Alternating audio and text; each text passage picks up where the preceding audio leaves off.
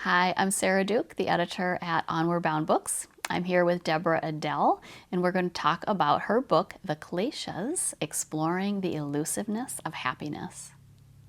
In this third section of the book, you talk about mastering the roaming tendencies of the mind. Can you elaborate? So the whole idea of accomplishment, of liberation, of freedom is this mastery. And like we talked about in the previous conversation, that the kleshas are responsible for the roaming tendencies. And that's what we identify with as our mind, really, as who we are, is what's happening in our mind. And so to bring the mind back to its innate, what it was meant to be, what it was originally, this still, peaceful place where we actually see reality, we see clearly. We're not seeing the kleshas and all the coloring that brings, but we're seeing what is and being free in that.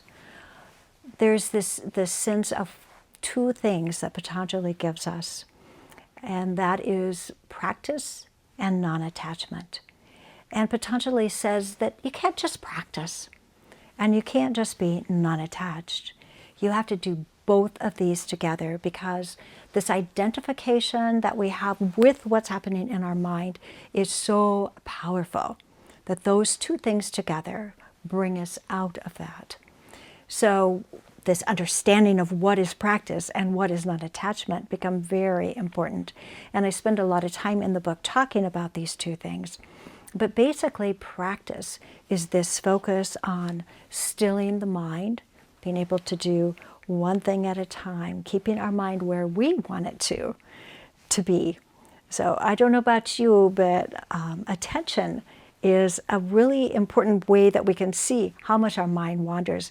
Can we focus on one thing and keep it there? That's the practice. And non-attachment is this sense of letting the kleshas swirl, letting all of that be there without becoming identified with it. So letting what we don't like whirl around in our mind, but being content anyway. This sense of feeling our longing for, I want this, I don't want that. Or our fear, and just letting that all roam, being non-attached to it in the sense that we're not willing to sacrifice anything for our practice of stillness and bringing the mind to this peaceful, harmonious place, which is really where the mind wants to be. It's seeking wholeness and harmony, like our bodies are, like our emotions are, like our thoughts are. We're longing for this wholeness and harmony and completeness. Thank you, Deborah. I'm so glad to know that we have a route to happiness. Practice and non-attachment. Yay! Next up, finding freedom and peace. If you enjoyed this video, please give us a thumbs up and consider subscribing to this channel. You can find links to Deborah and to buying the book in the description below. Thanks for watching, and we'll see you next time.